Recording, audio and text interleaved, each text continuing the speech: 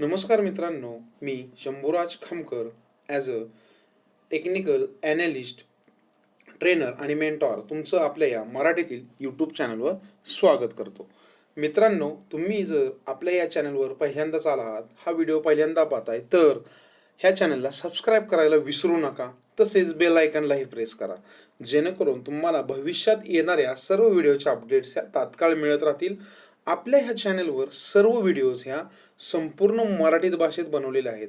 Okay, ह्या चॅनलचा उद्देशच माझा असा आहे की मराठीमध्ये शेअर मार्केट सगळ्यांना साध्या आणि सोप्या भाषेत शिकायला मिळावं, की जे आपल्या मराठी भाषेत खूप कमी आहेत चॅनल्स मराठीमध्ये. त्यामुळे हा चॅनल नक्कीच सबस्क्राईब करा आणि तुमच्या जास्तीत जास्त मित्रांपर्यंत शेअर करा, जेणेकरून हा आपला मराठीतील चॅनल जास्तीत जास्त लोकांपर्यंत पोहोचण्यास मदत होईल. मित्रांनो, त्यानंतर अशी एक गोष्ट सांगू इच्छितो की जर वर्कशॉपमध्ये तुम्ही अटेंड होऊ इच्छिता, हे वर्कशॉप आहेत total technical analysis, advanced technical ॲनालिसिसचे, तर कृपया खालील नंबरवर माझ्या संपर्क साधू शकता. ह्या टेक्निकल ॲनालिसिस वर्कशॉपमध्ये आपण सर्व डिटेल्समध्ये ॲनालिसिस कसं करायचं हे मी तुम्हाला शिकवतो. यूट्यूबमार्फत तर आपण भेटतच राहणार आहे. तरी ज्यांना स्वतःहून शेअर मार्केटमध्ये ट्रेड करायला शिकायचं आहे, स्वतःहून स्टॉक सिलेक्शन, सगळ्या गोष्टी ह्या स्वतःच्या स्वतः जमणं गरजेचं आहे. ओके, तर हे समजावण्याचं, हे शिकवण्याचं काम मी वर्कशॉपमध्ये करतो. तर ह्याच्यासाठी जर तुम्ही इच्छुक असाल किंवा तुमचे कोण मित्र वगैरे इच्छुक असतील, तर माझ्या या खालील मोबाईल नंबरवर संपर्क साधा. मित्रांनो, तत्पूर्वी हा व्हिडिओ सुरू करण्यापूर्वी एक गोष्ट सांगू इच्छितो की ह्या व्हिडिओमध्ये जे काय माहिती दिलेली आहे ते माझं जे शेअर मार्केटमधला अनुभव आहे, मी तो तुमच्याशी शेअर करण्याचा प्रयत्न केलेला आहे. ह्या व्हिडिओ कुठल्याही प्रकारचे तुम्हाला टिप्स वगैरे रिकमेंडेशन्स अजिबातही मी देत नाही. माझा हेतू फक्त हे शेअर मार्केटचं नॉलेज तुमच्यापर्यंत पोहोचवणं हाच असेल, आणि तुम्ही एक नॉलेज मिळवण्यासाठीच या व्हिडिओचा उपयोग करून घ्यावा, कुठल्याही प्रकारच्या टिप्स वगैरे समजू नये. मित्रांनो, आपण आत्ता फंडामेंटल ॲनालिसिसच्या सिरीजमध्ये आपण वेगवेगळे रेशोज पाहत आहोत. फंडामेंटल ॲनालिसिस जर पाहायला गेलं तर थोडं साधारणतः एक किचकट रेशोज असतो, की जेणेकरून सर्वसामान्य माणसाला पटकन ते समजून येत नाही. परंतु माझं असं काम चालू आहे की तुम्हाला हे आपले फंडामेंटल रेशोज अगदी साध्या आणि सोप्या पद्धतीने समजावेत. तुम्ही स्वतःहून टेक्निकल ॲनालिसिस बरोबरच फंडामेंटल ॲनालिसिस करावं, जेणेकरून मराठी माणसालाही आपल्या शेअर मार्केटमध्ये लवकरात लवकर जम बसवायला येईल. कारण शेअर मार्केटमध्ये वाटतंच पैसा खूप पटकन मिळतो, पण ती गोष्ट तशी एवढी इझी पण नसते. कारण मी स्वतः गेले 10 वर्षापासून शेअर मार्केटमध्ये, त्यामुळे नक्कीच माझे चांगले वाईट अनुभव मी सर्वांची नेहमी शेअर करत राहतो, जेणेकरून नवीन येणाऱ्या आपल्या माणसालाही समजावं आपल्याला काय करायचं आहे आणि कोणाची ते फसगत होऊ नये. तर नक्कीच तुम्ही शेअर मार्केटमध्ये नवीन आहात, अगदीच जाणकार आहात, टॅलेंटेड पर्सन्स आहेत आपल्याकडे भरपूर, तर तुम्ही नॉलेजला जास्त प्रेफरन्स द्यावा असं मला वाटतं. कारण मी स्वतः नेहमी शिकत राहतो याच्यामध्ये. तर फंडामेंटल ॲनालिसिसच्या रेशोजमध्ये आपण विविध रेशोज पाहत आहोत. तर त्याच्यामधीलच आज एक नवीन रेशो मी आपण शिकणार आहोत. त्या रेशोचं नाव आहे पेग रेशो. मित्रांनो, पाहिले तर खूप सारे रेशोज असतात जर फंडामेंटल ॲनालिसिस करायचं, कारण एवढी करोड रुपयांची, अब्जावधी रुपयांची कंपनी असतात, तर साहजिक आहे एका छोट्या छोट्या गोष्टी खूप साऱ्या असतात त्याच्यामध्ये. आणि ज्यावेळी आपण एक मोठी इन्व्हेस्टमेंट करतो, जी किंवा जे मोठे गुंतवणूकदार असतात, तर ते फंडामेंटल ॲनालिसिसला लॉंग टर्मसाठी जास्त पाहत असतात. तर तेच रेशो मी तुम्हाला सांगणार आहे. आणि हे जो पेग रेशो आहे, हा स्वतः वॉरेन बफेट आणि पीटर लिंच ह्यांना सर्वात जास्त आवडायचा, किंवा हे पेग रेशोनुसार ही कंपनीचे व्हॅल्युएशन काढायला मदत करायची. त्यामुळे हा रेशो खूप छान असा रेशो आहे. तो तुम्हाला मी अगदी साध्या आणि सोप्या पद्धतीने सांगायचा प्रयत्न करणार आहे. ओके, मला कुठलीही गोष्ट तुम्हाला किचकट किंवा समजणार नाही, हे या रेशोपर्यंत मी तुम्हाला घेऊन जाणार नाही. सिंपल पद्धतीने सांगेल. माझा हेतू असाच असेल की तुम्हाला त्याच्यातून काय घ्यायचं आहे एवढंच सांगणे आहे. जास्त डीपमध्ये जाऊनही काय फायदा नाही, कारण आपल्याकडे एवढा वेळही नसणार आहे की प्रत्येक गोष्ट एवढी डीपमध्ये ॲनालिसिस करत बसलो तर खूप वेळ लागला ॲनालिसिससाठी. तर चला मित्रांनो, आज पाहूयात पेग रेशो. तर सुरुवातीला आपण पाहू की पेग रेशो म्हणजे काय असतो. पेग रेशो म्हणजे काय, तर price to earnings to growth ratio किंवा price earnings to growth ratio, ह्यालाच बोललं जातं की एक पेग रेशो. सिम्पल आहे, पेग मीन्स शॉर्ट फॉर्म आहे प्राइस अर्निंग्स टू ग्रोथ रेशोचा. तर पेग रेशोमध्ये आपण काय पाहतो हे तुम्हाला मी सांगेल. PEG ratio helps to calculate, लक्षात ठेवा, पेग रेशो जो असतो की जो आपण पेग रेशो यूज करणार आहे, जसं आपण ह्याच्या आधी पी रेशो पाहिले, EPS पाहिला, बुक व्हॅल्यू पाहिली, PB रेशो पाहिला. तर पेग रेशोनुसार आपण काय पाहतो की तो स्टॉक अंडर व्हॅल्यूड आहे किंवा घेण्यासाठी फेअर व्हॅल्यूड आहे, म्हणजे त्याची जी प्राइस आहे. जसं आपण पी पाहतो, price to earning ratio use करून जसे आपण स्टॉकचं व्हॅल्युएशन काढतो, की जसं स्टॉकचं ॲनालिसिस करतो, तसंच हा पेग रेशो यूज करून सुद्धा आपण अजून ॲडिशनली समजू शकतो की सध्या हा स्टॉक घेण्यासारखा आहे की नाही, किंवा तो कसा घ्यायचा आहे. तर पेग रेशो कसा काढला जातो, काय काढला जातो हे पाहू. समजलं मित्रांनो, पेग रेशो म्हणजे काय? हा पेग रेशो नथिंग बट दुसरं तिसरं काही नसून हा काय, price earnings to growth ratio. म्हणजे कंपनीचे जे प्राइस अर्निंग्स असतात त्याला ग्रोथशी, कंपनीच्या ग्रोथशी कम्पेअर केलं जातं आणि त्याच्याशी कम्पेअर करून ठरवलं जातं की कंपनीची आत्ताची सध्याची शेअरची जी प्राइस आहे मार्केटमध्ये ती आपल्यासाठी योग्य आहे की थोडं थांबणं गरजेचं आहे किंवा विकणं गरजेचं आहे. जर आपल्याकडे स्टॉक्स असतील तर आपण त्याच्यातून बाहेर पडणं गरजेचं आहे, हे सांगायचा प्रयत्न हा पेग रेशो करणार आहे मित्रांनो. त्याच्यानंतर ना आपण पाहू की प्राइस टू अर्निंग रेशो, एक जस्ट तुम्हाला ओझरती माहिती देतो की प्राइस टू अर्निंग रेशोवर पण आपण एक व्हिडिओ बनवलेला आहे. प्राइस टू अर्निंग रेशो जर पाहायचा असेल तर वरच्या कार्ड्सवर क्लिक करून तुम्ही तो व्हिडिओ पाहू शकता किंवा डिस्क्रिप्शनमध्ये लिंक्स दिलेले आहेत. तुम्ही तिथे प्राइस टू अर्निंग रेशोवर क्लिक करून तुम्ही आधी पी रेशो काय आहे समजून घेऊ शकता. जर हा व्हिडिओ पहिल्यांदाच पाहता किंवा आधीच्या व्हिडिओ जर पाहिले नसतील तर पी रेशो काय असतो, कंपनीचं आपण व्हॅल्युएशन काढतो की current share price to earnings per share, म्हणजे EPS आणि म्हणजे कंपनीचा जो अर्निंग्स पर शेअर असतो एका शेअर मागचं उत्पन्न, त्याच्याशी कंपनीचं शेअरचं जे रिलेशन काढलं जातं करंट शेअर प्राइसशी, त्यालाच आपण काय बोलू जातो, प्राइस टू अर्निंग रेशो. ज्याच्यानुसार आपल्याला कळतं की हा शेअर आत्ता महाग आहे की स्वस्त आहे की थोडं थांबणं गरजेचं आहे जर नवीन खरेदी करणार असेल तर. हे आपल्याला सांगायचं काम हा पी रेशो करत असतो. त्याच्यावरूनच आपण आज पेग रेशो काढणार आहे. पेग रेशोचा फॉर्म्युला काय आहे तर PEG ratio means price earnings to growth ratio is equal to price per share, काय लक्षात ठेवा, price per share divided by earnings per share. Okay, आणि त्याला डिवाइड आपण करतो ग्रोथ रेट्स ऑफ अर्निंग्स. आता ह्याच्यामध्ये महत्त्वाचा भाग काय की कंपनीची जी ग्रोथ असते लक्षात ठेवा, म्हणजे अर्निंग्स पर शेअर आपण जे बोलतो की कंपनीने ह्या वर्षी पर शेअर मागे 10 रुपये मिळवून दिले, त्याच्या मागच्या वर्षी 3 रुपये मिळवून दिले किंवा त्याच्या मागच्या वर्षी जे काय टप्प्याटप्प्याने दिले, तर आपण हे कम्पेअर करतो की ह्या वर्षी जे उत्पन्न मिळाले त्याला मागच्या वर्षाशी जर आपण कोरिलेट केलं तर किती पर्सेंट बाबा कंपनीमध्ये उत्पन्नात वाढ झाली पर शेअर मागे. असंच आपण सरासरी 4 ते 5 वर्षाचं जर आपण ॲनालिसिस केलं तर आपल्याला समजतं की कंपनीची ग्रोथ ही चढ्या रेटने आहे की उतरत्या रेटने चालू आहे, किंवा कंपनी एका रेंज बाउंड स्टेजमध्येच त्याची प्राइस खेळते. हे आपल्याला समजण्याचा ह्या EPS नुसार सुद्धा फायदा होत असतो. तर हा आहे त्याचा फॉर्म्युला पेग रेशोचा. पेग रेशो कसा काढतोय आपण, पेग रेशो काय रेशो पेग रेशोचा सॉरी जो फॉर्म्युला बोलेल मी, PEG ratio is equal to P ratio divided by growth rate, म्हणजे कंपनीची जी काय ग्रोथ होणार आहे ग्रोथ रेट काय. आता लक्षात ठेवा ह्याच्यामध्ये अजून एक महत्त्वाची गोष्ट अशी सांगतो की ग्रोथ रेट जी असते ती पुढच्या वर्षीची मी अज्युम करणार आहे, म्हणजे मी एक गृहीत धरतो की पुढच्या वर्षी एवढी एवढी ग्रोथ रेट होईल. कारण मी कशाहून धरणार आहे तर ह्या वर्षी जर कंपनीच्या प्राइसमध्ये एक 20% ग्रोथ झाली ॲज कम्पेअर टू मागच्या वर्षीचं, तर मी गृहीत धरू शकतो की पुढच्या वर्षी 20% होईल. मे बी पुढच्या वर्षी जास्ती होऊ शकते किंवा कमी होऊ शकते, हे बाकीच्या फंडामेंटल्सवर डिपेंड आहे. ओके, लक्षात ठेवा पी रेशो म्हणजे काय, पेग रेशो म्हणजे काय तर P ratio divided by growth rate. आता ह्या रेशोमध्ये ह्या दोन गोष्टींना जास्त महत्त्व आहे, पी रेशो आणि EPS. आता पी रेशो कसा काढायचा हे आपण पाहिले. पी रेशो आपल्याला काढूनही मिळतो, अर्निंग्स पर शेअर आपल्याला काढून मिळतात. अर्निंग पर शेअरचं महत्त्व काय असतं याच्यामध्ये तर कंपनी मागच्या जर 5 वर्षाचं कंपॅरिझन मी करतोय तर त्याच्यामध्ये मला असं समजून येतं की कंपनीचं जी शेअरची प्राइस आहे ती कशी स्टेप बाय स्टेप वाढत चाललेली आहे. ती जर वाढत जाते तर ह्याचा अर्थ कंपनीचं ग्रोथ पर्सेंटेज पण वाढत आहे. लक्षात ठेवा, म्हणजे जर ह्या वर्षी ग्रोथ 30%ने, त्याच्या मागच्या वर्षी 25 असेल, त्याच्या मागच्या वर्षी 20 असेल, तर ह्याचा अर्थ काही कंपनी स्टेप बाय स्टेप जाते. म्हणजे मी फोरकास्ट करू शकतो की ह्या वर्षी कमीत कमी 30% तरी राहील किंवा त्याच्यापेक्षा जास्त असू शकते जर वाढणार आहे तर.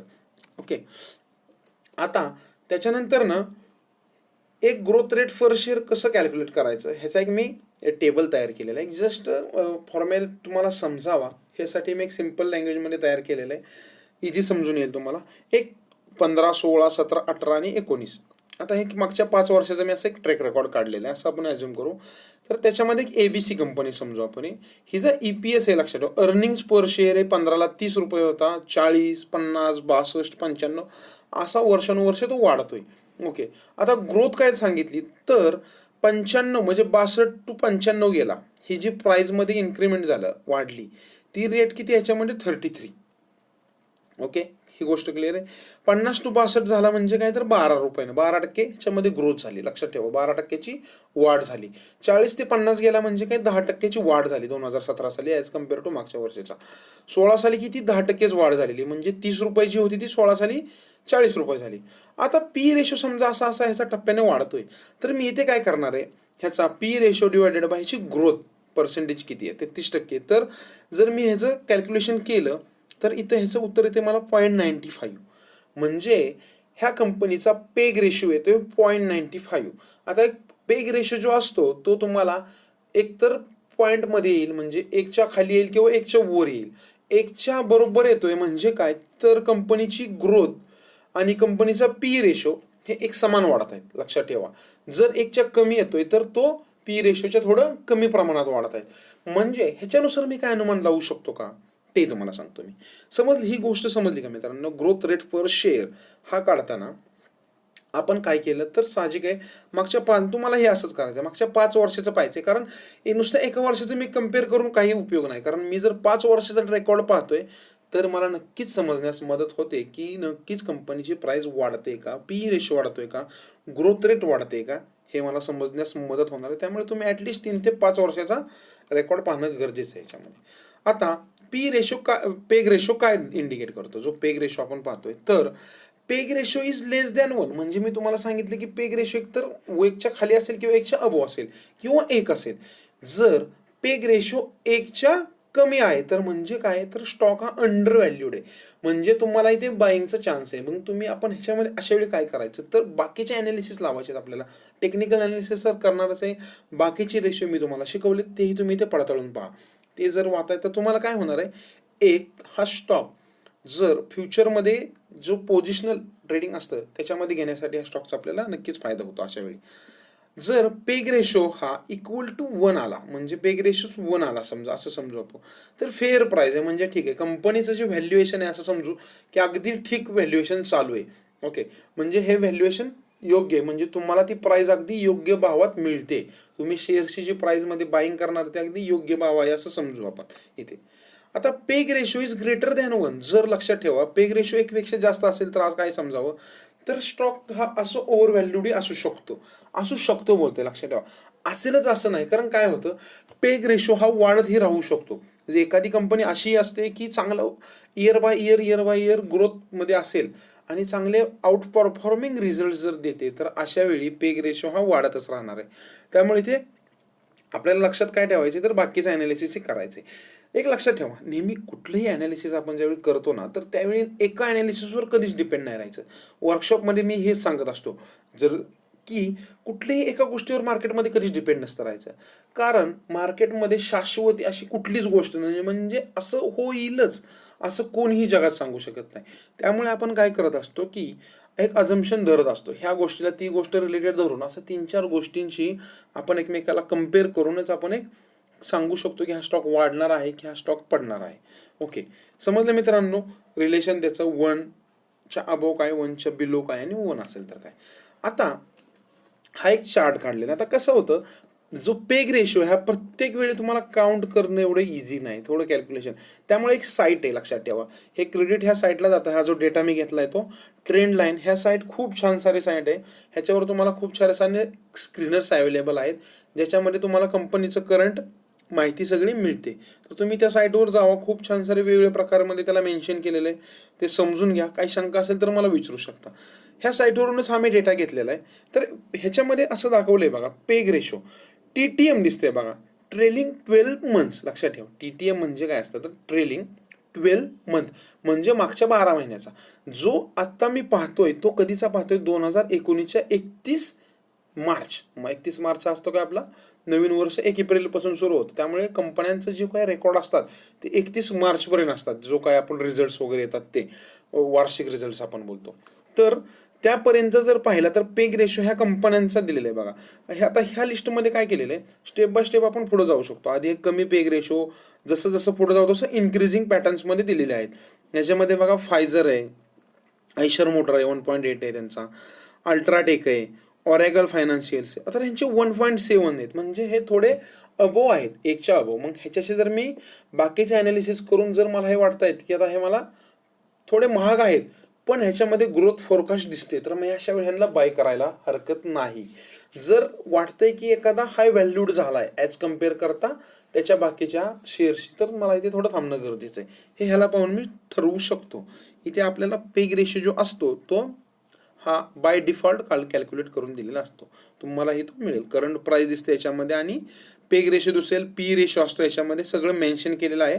एक फंडामेंटल स्कॅनर यांचे छान अवेलेबल आहे, तर तुम्ही तिथे पहा आणि तुम्हाला हे वेगळे पेग रेशो दिसतील. त्यानुसार तुमचा जो काय आवडता स्टॉक आहे तुम्ही तिथे पाहून ठरवू शकता की सध्या तो घेण्यासारखा आहे की थोडं थांबणं गरजेचं आहे. हे पेग रेशोनुसार तुम्हाला दिसेल. फक्त तुम्हाला थोडं पोझिशनली जर तुम्ही ऑर्डर टाकणार आहे तर हे म्हणजे काय, तर तुम्ही जो स्टॉक घेणार आहे तो तुम्हाला पोझिशनली घेणं गरजेचं आहे याच्यामध्ये, लक्षात ठेवा. त्याच्यानंतर ना काही पॉईंट्स लक्षात ठेवा पेग रेशो बद्दलच्या. तर हे पॉईंट्स महत्त्वाचे आहेत, हे पॉईंट्स लक्षात ठेवणं खूप गरजेचं आहे. तर पॉईंट नंबर 1 असा आहे की पेग रेशो जे आहेत ते काय करतात, आपल्याला पेग रेशो काय दाखवतात, तर पी रेशो असतो कंपनीचा, price to earning ratio by adding in expected earnings. म्हणजे जी ग्रोथ आपण ज्याला डिवाइड करतो ग्रोथला पी रेशोने, पी रेशोला ज्या ग्रोथ नाही करतो ही ग्रोथ काय तर एक्सपेक्टेड आहे ना, ही एवढी ग्रोथ होऊ शकते. ग्रोथ हे फोरकास्ट करतोय आपण, मे बी हे रॉंगही असू शकतं. मग अशा वेळी हा पेग रेशो थोडा अप डाऊन होऊ शकतो किंवा तुमचं इथे ॲझम्पशन थोडं चुकू शकतं. त्यामुळे जो काय ग्रोथ रेट असेल तर तो व्यवस्थित तुम्हाला कॅल्क्युलेट करणं गरजेचं आहे याच्यामध्ये. त्याच्यानंतर ना PEG ratio is considered to be an indicator of stocks true value. म्हणजे काय, स्टॉकची ती ट्रू व्हॅल्यू म्हणजे जर मी एखादा स्टॉक 100 रुपयाला बाय करतोय तर त्याचं व्हॅल्युएशन 100 रुपयाचं आहे का, का बाबा तो 70 रुपयाच्या व्हॅल्युएशनचा आहे पण मी 30 रुपये जास्त देऊन बाय करतोय त्याला, हे सांगायचं काम कोण करतोय, तर आपला हा पेग रेशो करतोय. Okay, similar to P ratio आहे. पी रेशो थोडा अजून डीपमध्ये आपल्याला माहिती मिळते पेग रेशोने. त्याच्यानंतर ना growth downs peg having limitations. म्हणजे जर एखाद्या कंपनीची ग्रोथ डाऊन झाली म्हणजे काय, सेल्स कमी आले, अर्निंग्स कमी झाले एखाद्या वर्षापुरते, तर अशा वेळी पेग रेशो थोडा कमी होऊ शकतो किंवा त्याच्यामुळे थोडं तुमचं फोरकास्ट जे केलेलं असेल पेग रेशोनुसार ते थोडं विचलित होऊ शकतं. पण जर चांगल्या कंपन्या असतील तर त्या एखाद्या वर्षी थोडं त्यांचं अर्निंग्स वगैरे अनस्टेबल होतात पण पुन्हा दुसऱ्या वर्षी वगैरे त्या रुळावलेले असतात. तर अशा वेळी तुम्हाला त्यासाठी मी सांगितलं की पोझिशनल स्टॉक निवडताना याचा जास्त फायदा आपल्याला होऊ शकतो. त्याच्यानंतर ना हे एक गोष्ट नेहमी लक्षात ठेवा की कम्पेअर करताना पेग रेशो जर मी ॲनालिसिस करतोय आणि जर मी एखादी IT सेक्टरमधली कंपनी घेतोय आणि एखादी ऑटो सेक्टरमधली कंपनी घेतोय आणि त्या दोन्हींची पेग रेशो कम्पेअर करतोय, तर हे चुकीचं आहे. का, तर दोन्ही सेक्टर डिफरंट आहेत. लक्षात ठेवा, सेम सेक्टरमधल्या कंपनी आपण ठरवू शकतो की कुठला स्टॉक, समजा IT सेक्टरमधले इन्फोसिस आहे, ITC आहे, ह्या दोन स्टॉकमध्ये कंपॅरिझन सुद्धा मी पेग रेशोनुसार करू शकतो. तुम्ही त्याचे पेग रेशो घ्या आणि त्या पेग रेशोनुसार त्यांना कम्पेअर करा. मग त्यात तुम्हाला काय समजेल, तर ITC चांगलं घेण्यास योग्य आहे का इन्फोसिस घेण्यास योग्य आहे, जेणेकरून कुठला फेअर व्हॅल्यूड आहे. म्हणजे असंही होऊ शकतं की प्राइस रेशो नक्कीच वेगळा आहे, म्हणजे ITC थोडा 2200-2300च्या रेंजमध्ये आहे आणि इन्फोसिस 750च्या रेंजमधला स्टॉक आहे सध्या. पण त्यांची जी वाढ होते म्हणजे जो 4%, 5% वाढताना दोन्हीकडे आपल्याला सेम प्रमाणातच रिटर्न्स मिळणार असतात. त्यामुळे ह्या गोष्टीचा विचार नसतो करायचा की किती महाग आहे, पण 750 देतोय हे नक्कीच त्या प्राईसची व्हॅल्युएबल आहे का, की त्या स्टॉकची तेवढी व्हॅल्यू आहे का, किंवा TCSची जी काय मी प्राईस येणार ते तेवढीच व्हॅल्युएबल आहे का, हे जर मला पाहिजे तर मला सेम सेक्टरशी करायचं आहे. ऑटो सेक्टरमध्ये मला मारुती, टाटा मोटर्स, अशोक लेलँड हे सेम सेक्टरमधले स्टॉकचे पेग रेशो मी कम्पेअर करू शकतो. डिफरंट सेक्टरचे करू नका, जेणेकरून तुमचं ॲनालिसिस चुकणार नाही मित्रांनो. समजलं मित्रांनो, मला तुम्हाला सांगायचा होता पेग रेशो अगदी साध्याही सोप्या भाषेत मी तुम्हाला ह्याच्यामध्ये सांगायचा प्रयत्न केलाय. ह्या व्यतिरिक्त काहीही शंका असतील तर कमेंट बॉक्समध्ये विचारा किंवा डिस्क्रिप्शनमध्ये एक यूट्यूब चॅनलची लिंक दिली, सॉरी व्हॉट्सअपची लिंक दिलेली आहे, त्या लिंकवरून त्या ग्रुपला जॉईन व्हा. ह्या ग्रुपमध्ये कुठल्याही प्रकारच्या टिप्स देत नाही. हा ग्रुप फक्त गायडन्ससाठी आहे, कारण tips is not solution as per me. मला असं वाटतं की टिप्स हे सोल्युशन नाही. तुम्ही शिकायला जास्त भर द्या, नक्कीच मला आनंद आहे.